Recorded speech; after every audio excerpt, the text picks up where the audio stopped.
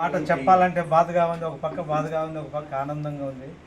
మా అబ్బాయికి మగపిల్లలు పుట్టి చనిపోతున్నారు. 9 నెలలు పూర్తయినాక కూడా చనిపోతున్నారు.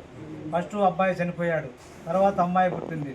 అమ్మాయి తర్వాత మళ్ళీ ఈ మధ్య అబ్బాయి పుట్టాడు. 9 నెలలు పూర్తి అయిపోయినాక కూడా కడుపులోనే చనిపోయారు. అది ఒక బాధగా ఉంది మాకు. తర్వాత ఈరోజు మా కొడుకు కోడలు పెళ్లి రోజు, ఆ సందర్భంగా మేము ఈ భోజనాలు ఏర్పాటు చేద్దాం అనుకున్నాము, చేస్తున్నాము. ఆశ్రమం పేరు చెప్పారా? ఆశ్రమం పేరు తెలియదు మేడం.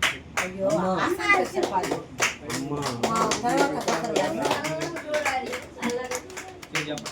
పల్నాడు జిల్లా మాసారం మండలం పిందెలి గ్రామంలో అమ్మ వృత్తుల వికలాంగుల ఆశ్రమం ఇది.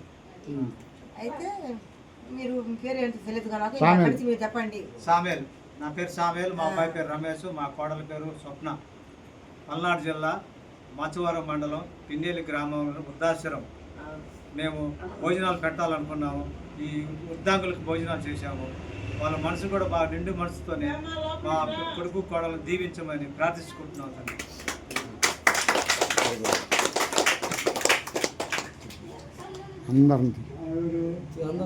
దేవుడు చల్లగా చూస్తారు. ఏం పర్లా, హైదరాబాద్ నుంచి వస్తున్నారు పిల్లలు లేనోళ్ళు. హైదరాబాద్ ఉండేది.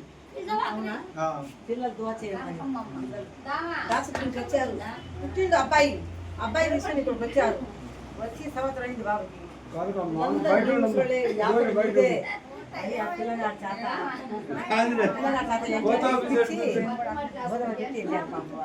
మీరు కూడా చెప్పండి.